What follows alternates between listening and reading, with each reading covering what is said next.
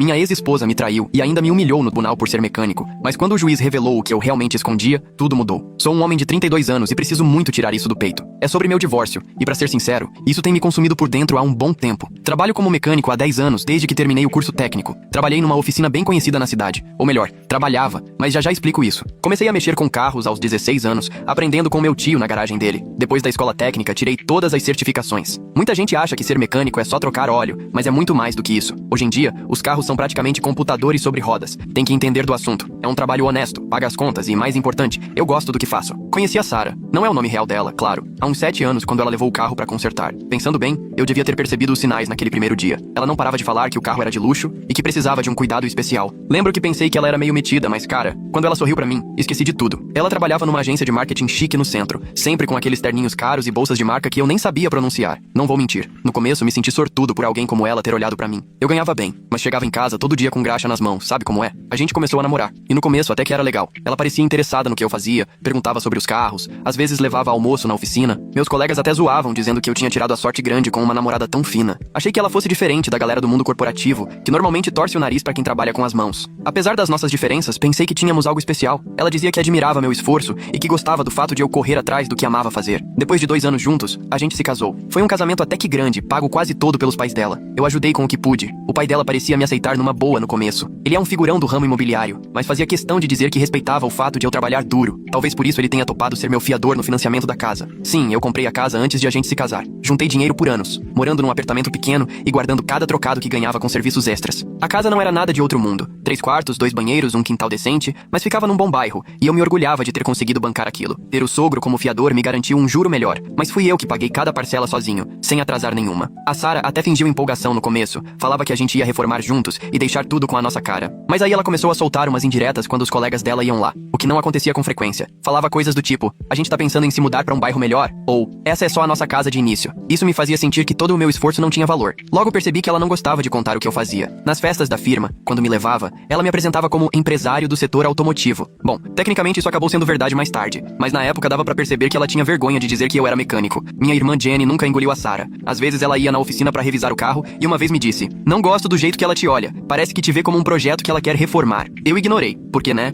irmã é assim mesmo. Vive achando que nenhuma mulher é boa o suficiente pro irmão. O primeiro ano de casado foi, ok, eu acho. A gente tinha uma rotina. Eu trabalhava na oficina das 7 da manhã até às 6 da noite, às vezes até mais tarde, dependendo do serviço. Sarah trabalhava das 9 às 5, mas sempre dava um jeito de ficar até mais tarde com a desculpa de reunião com cliente ou eventos de equipe. Eu devia ter prestado mais atenção nessas noites, mas estava ocupado fazendo curso de administração na faculdade comunitária. Nem contei pra ela porque toda vez que eu falava em melhorar de vida, ela tirava sarro, a não ser que isso significasse sair da oficina. Hoje, vendo de fora, consigo enxergar todos os sinais. O jeito que ela torcia o nariz quando eu chegava em casa com a roupa suja de graxa, como parou de ir pro garagem comigo quando eu tava mexendo no meu carro de projeto, as constantes sugestões pra eu voltar a estudar e arrumar uma carreira de verdade. Mas, como dizem por aí, depois que tudo passa é fácil perceber as coisas. O casamento começou a desandar de vez uns 2 anos depois. A Sarah foi promovida na empresa e virou outra pessoa. Insuportável mesmo. Chegava em casa contando sobre jantares caros com clientes, eventos chiques, e sempre falando de um tal de Mark, que foi essencial pra promoção dela. Teve uma noite em especial que ela chegou em casa super tarde, tipo 11 da noite, com um vestido novo que eu nunca tinha visto. Quando perguntei, ela disse que teve uma reunião emergencial com um cliente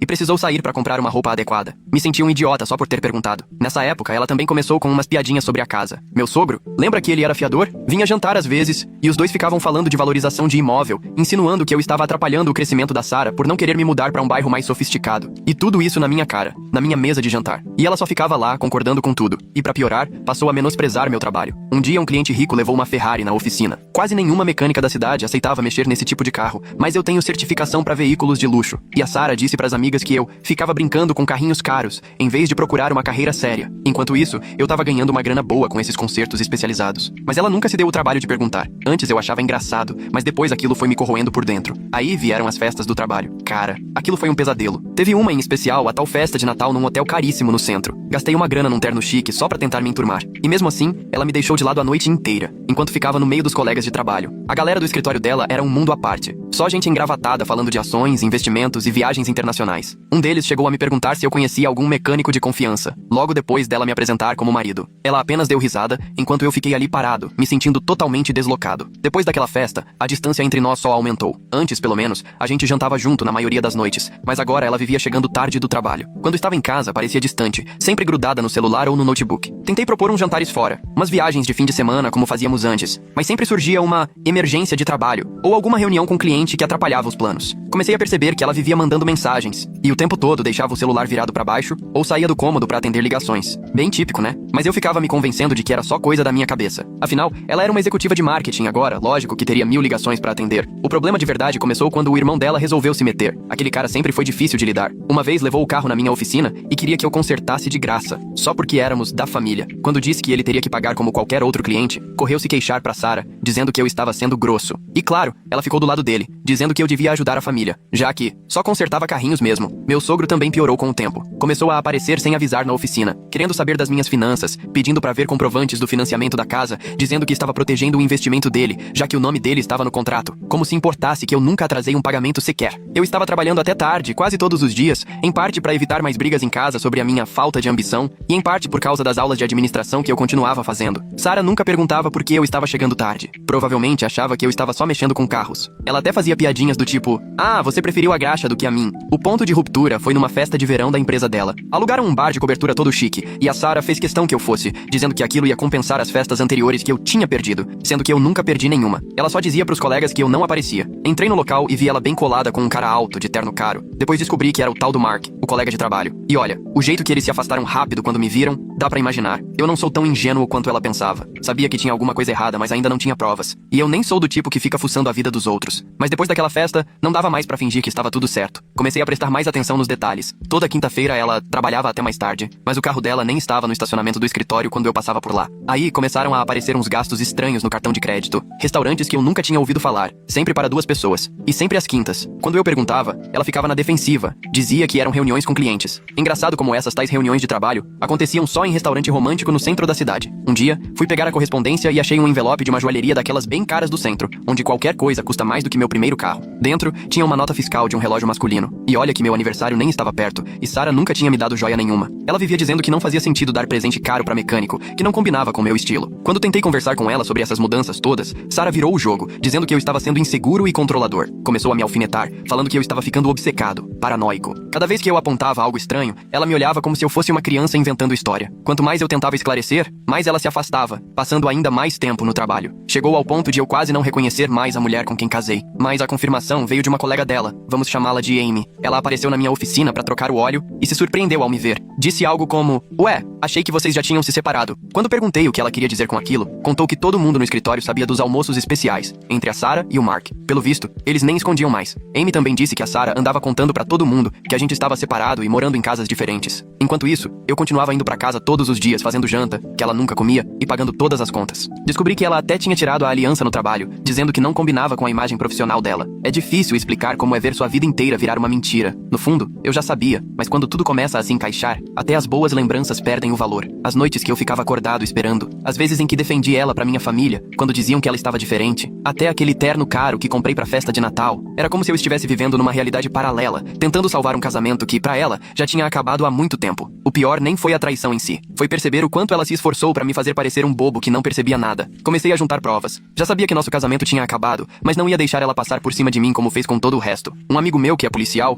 me ajudou a montar um esquema pra registrar tudo. Datas, horários, cobranças suspeitas, prints da localização dela, tudo mostrando que ela não estava onde dizia estar. Cada nova evidência era como mais um prego no caixão do nosso casamento. Mas agora, pelo menos, eu é que estava com um martelo na mão. Eles tinham tudo esquematizado. Sarah dizia que ia pra conferências de marketing nos fins de semana, mas na verdade, estava se encontrando com ele num hotel de luxo no centro. Achei os recibos disso também. Ela teve a genial ideia de usar nosso cartão conjunto em vez do pessoal. Erro de principiante. O que mais me abalou foi encontrar prints no notebook dela de casas que eles estavam olhando juntos. Casas enormes, caríssimas, nos bairros mais caros da cidade. Nas mensagens, riam dizendo que podiam bancar tudo assim que se livrassem do peso morto. Tenho quase certeza de que esse peso morto era eu. Minha irmã Jenny passou na oficina um dia e me pegou num estado péssimo. Eu já não dormia direito. Bastou ela ver toda a papelada que eu tinha reunido pra dizer: você precisa de um advogado. Pra ontem. Ela conhecia um especialista em divórcios. Disse que o cara já tinha lidado com casos parecidos. Continuei indo às aulas, ficando até tarde na oficina, trabalhando nos carros. Uma noite, a Sarah chegou cedo o bastante para me encontrar na cozinha, analisando uns documentos financeiros. Ela achou que eram só notas de serviço. Mais recibos de conserto? Ela perguntou com aquele sorrisinho debochado.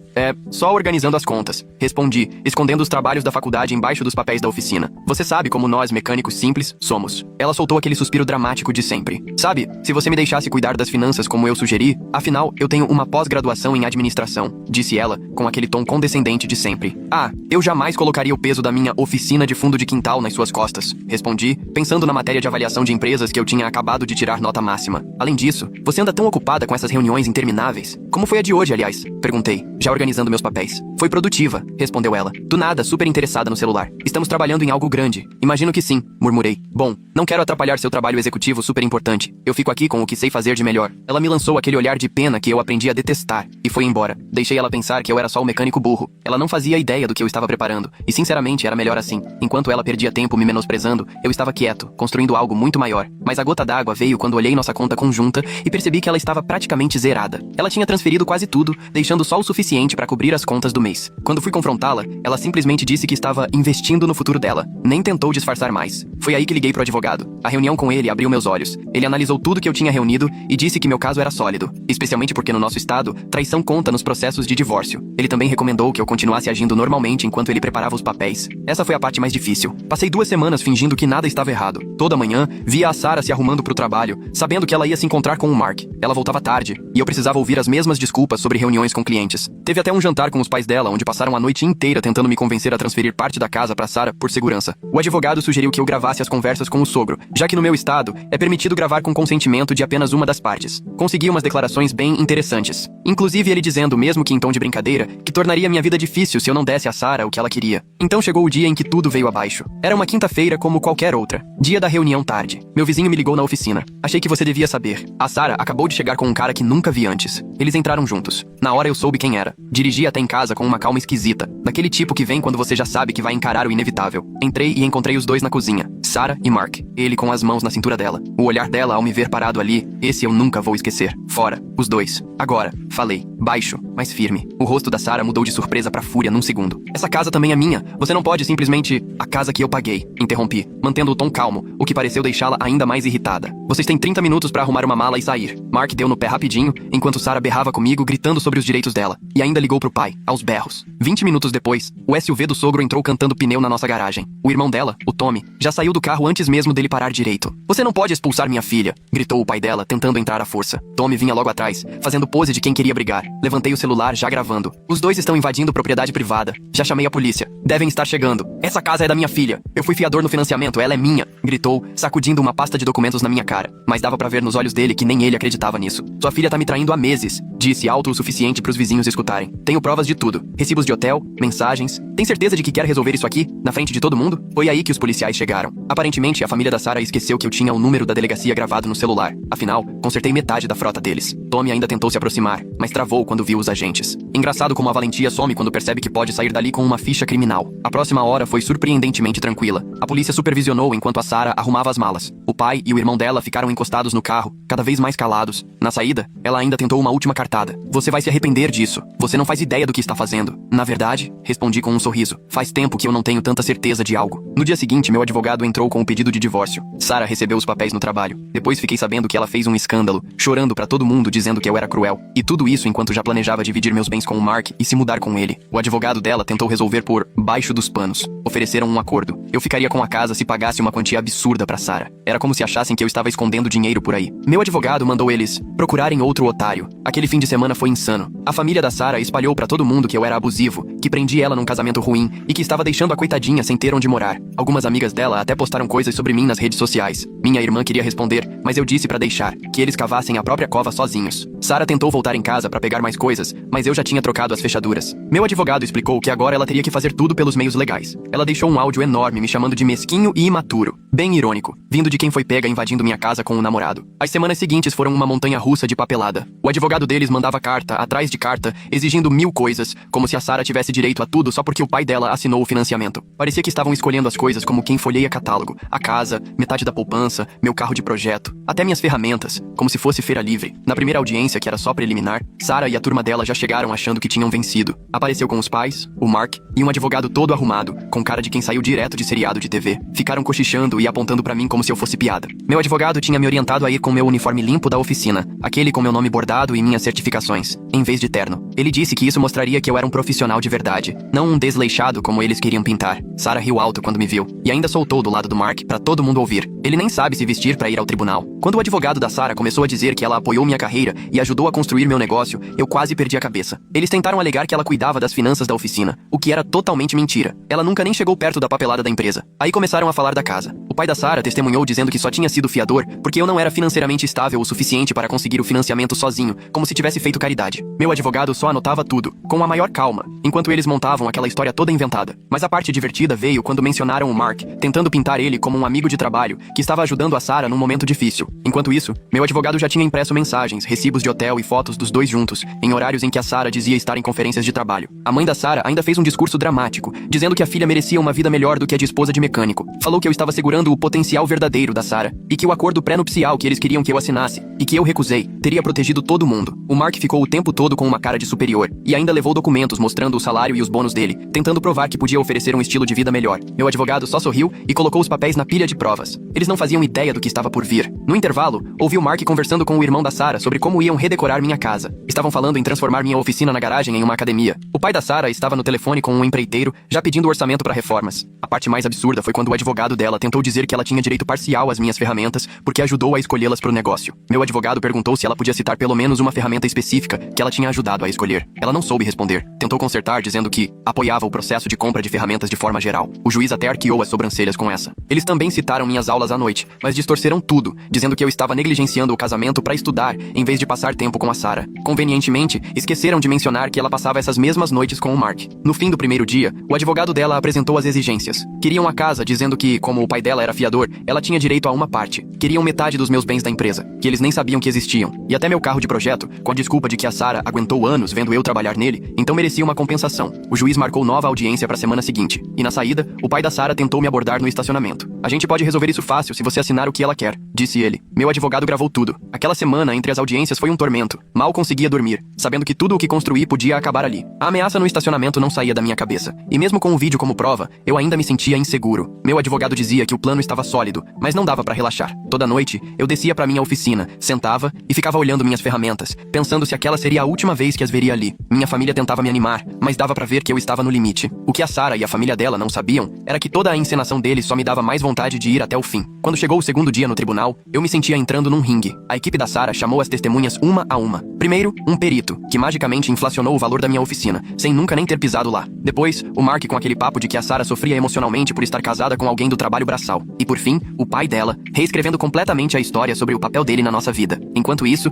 meu advogado só tomava nota, com um sorrisinho no canto do rosto. E eu ali, esperando o momento certo. Eles não faziam ideia do que viria. A hora da virada foi quando nosso lado começou a apresentar as provas. Meu advogado chamou minha primeira testemunha, meu antigo chefe na oficina. A equipe da Sarah até pareceu aliviada. Devem ter pensado que ele ia falar bem do meu empenho, essas coisas. Mas ele tirou do bolso um contrato assinado 6 meses atrás. Acontece que, quando ele se aposentou, não contratou um novo gerente. Ele vendeu a oficina pra mim. Eu era o dono do negócio há meio ano, mas continuava trabalhando no batente porque amava o que fazia. Você precisava ver a cara deles. O sorriso do Mark sumiu. O pai da Sarah parou de cochichar com o advogado. E a Sarah ficou pálida na hora. Meu advogado apresentou todos os documentos. Os cursos de administração que eu fazia há 2 anos, o empréstimo aprovado sem nenhum fiador, os registros financeiros da oficina. O negócio ia muito bem, bem melhor do que eles imaginavam. Aqueles reparos em carros de luxo davam um lucro absurdo. Depois, ele revelou o valor atual da empresa. Todas aquelas noites em que a Sarah achava que eu estava apenas sujando as mãos de graxa, eu estava, na verdade, construindo um império. A oficina tinha contratos com 3 concessionárias de carros de luxo, um acordo de manutenção de frota com uma empresa local e estava prestes a abrir uma segunda unidade. Sarah se levantou no meio e tentou interromper, dizendo que tinha direito à metade do negócio, já que estávamos casados quando eu comprei. Foi aí que meu advogado apresentou o contrato de compra, datado de 2 semanas antes de eu descobrir a traição, pago integralmente com minhas economias e um empréstimo comercial só no meu nome. O juiz perguntou a Sarah por que, se ela era tão envolvida no negócio como dizia, nunca soube da compra. O advogado dela tentou inventar que eu estava escondendo bens, mas não colou. Tínhamos provas de que, no dia da assinatura, ela estava com o Mark. O pai dela tentou salvar algo mencionando de novo o empréstimo da casa. Meu advogado mostrou que eu já tinha feito a renegociação da dívida sem precisar de fiador, graças à renda da oficina, e que isso tinha acontecido 2 meses antes, enquanto eles ainda estavam planejando como tomar tudo de mim. No intervalo da sessão, o caos tomou conta do corredor do tribunal. Sarah berrava com o advogado dizendo que ele devia ter investigado melhor minhas finanças. Mark desapareceu completamente. Acho que descobrir que a namorada não ia ficar rica mudou os planos. O irmão dela estava ao telefone, ligando desesperado pra alguém enquanto a mãe tentava acalmar a situação. Mas o melhor de tudo foi o pai da Sarah, vermelho de raiva, gritando com o próprio advogado, dizendo que deviam ter contratado um detetive particular. Meu advogado gravou tudo com o celular. Disse que poderia ser útil, caso eles tentassem alguma outra jogada suja. Quando voltamos pra sala do tribunal, a atitude da Sarah mudou completamente. De repente, ela estava chorando, dizendo ao juiz que sempre acreditou nos meus sonhos, que me apoiava nos objetivos com a oficina, até tentou dizer que recusou empregos melhores pra ficar na cidade e me ajudar a ter sucesso. O juiz ficou só olhando, com aquela cara de quem não comprou nada daquilo. O advogado dela veio com uma nova estratégia. Alegou que o apoio emocional da Sarah foi essencial pro crescimento da minha empresa, e que por isso ela merecia uma parte do valor da oficina. Meu advogado respondeu colocando áudios onde ela debochava do meu trabalho, me chamava de engraxado, dizia pro Mark que tinha vergonha da minha profissão. Foi aí que apareceu um sujeito engravatado, totalmente aleatório. Descobrimos que era o advogado do Mark. Ele disse que o cliente queria se distanciar da situação, que não sabia da complexidade do caso e não queria se envolver em nenhuma questão financeira. A Sarah ficou em choque. Parecia que tinha levado um tapa na cara. Pelo jeito, o namorado não estava disposto a bancar nada quando viu que ela não ia ganhar um centavo. A decisão final foi maravilhosa. Sarah não levou nada da oficina. O juiz afirmou que ela não tinha nenhum direito sobre algo que nem sabia que existia. A casa ficou comigo, completamente quitada. Ela ficou com o carro dela, que já estava no nome dela mesmo, e recebeu uma pequena pensão por 3 meses, só pra facilitar a transição. E foi isso. Sarah perdeu o controle. Começou a chorar, dizendo que tudo era injusto, que tinha perdido anos da vida comigo. O juiz chegou a mandar ela se calar ou seria multada por desacato. A mãe dela quase teve que arrastá-la pra fora do tribunal. O que veio depois foi um verdadeiro espetáculo. O pai da Sarah tentou espalhar boatos sobre mim entre os empresários da cidade, mas foi um tiro no pé. A maioria já sabia que eu tinha comprado a oficina. Fazíamos parte da associação de comerciantes locais. Alguns até começaram a mandar os clientes de carros de luxo pra mim, só pra cutucar ele. A reputação da minha oficina melhorou muito. As pessoas adoram saber que o dono ainda coloca a mão na massa. Comecei a atrair uma clientela mais sofisticada, que valorizava quem realmente entende do serviço, não um executivo engravatado que só comprou uma garagem. Lembra do Mark fugindo durante o intervalo no tribunal? Pois é, o destino deu o troco pra ele também. A empresa onde ele trabalhava tinha regras rígidas sobre relacionamentos no ambiente profissional. Alguém, com certeza não fui eu, enviou os documentos do tribunal pro RH deles, mostrando que ele estava envolvido com a Sarah enquanto ela ainda era casada. Resultado, ele foi rebaixado e transferido para uma filial minúscula em outro estado, a 3 regiões de distância. A Sarah tentou manter o emprego, mas a confusão toda destruiu a reputação dela na empresa. Aquele cliente importante que ela atendia com o Mark pediu para trocar de equipe depois do escândalo. Ela acabou pedindo demissão e tentou processar a empresa alegando assédio moral, mas não deu em nada. E a minha oficina? Vai de vento em popa. Consegui abrir a segunda unidade, contratei ótimos mecânicos, gente que valoriza o trabalho. O pai da Sarah tentou limpar a própria imagem dizendo por aí que foi meu mentor, querendo pegar carona no meu sucesso, mas ninguém engoliu. Outros empresários tinham visto os documentos do tribunal, sabiam que ele tentou tomar minha casa à força. A reputação dele desmoronou. Aparentemente ninguém gosta de fazer negócios com alguém que tenta passar a perna no próprio genro. E aquela casa que a Sarah queria tanto? Acabei de terminar a reforma. Construí uma garagem nova, linda, com o dobro do tamanho da anterior. De vez em quando vejo ela passando devagar de carro pela frente, provavelmente lembrando de todos os planos que ela tinha pra esse lugar. O irmão dela ainda leva o carro pra outras oficinas e paga bem mais por um serviço pior. No mês passado, recebi um e-mail enorme da Sarah. Ela dizia que se arrependia das escolhas que fez, que nunca quis me machucar. Contou que percebeu que o Mark não era quem ela pensava, especialmente depois que ele aceitou a transferência e foi embora sem nem avisar. Ela queria saber se podíamos conversar, resolver as coisas. Nunca respondi. Minha irmã Jenny vive dizendo que eu devia escrever um livro sobre tudo isso, mas por enquanto, estou ocupado demais cuidando das minhas oficinas e fazendo o que amo, trabalhar com carros. A melhor vingança? Ainda uso meu uniforme de trabalho quase todos os dias. Eu até poderia usar terno se quisesse, mas tenho o maior orgulho do que faço e de quem sou. Os mecânicos me respeitam ainda mais por isso, porque não tenho medo de meter a mão na graxa junto com eles. Fechamos mais um contrato grande recentemente e eu estava debaixo de um carro fazendo uma inspeção quando os clientes chegaram para assinar os papéis. Algumas das amigas da Sarah, que antes zombavam da minha profissão, agora tentam conseguir tratamento especial na minha oficina. Agem como se nunca tivessem debochado do fato de eu ser mecânico. Eu trato todas como qualquer outro cliente. Não preciso de vingança pequena. O sucesso fala por si só.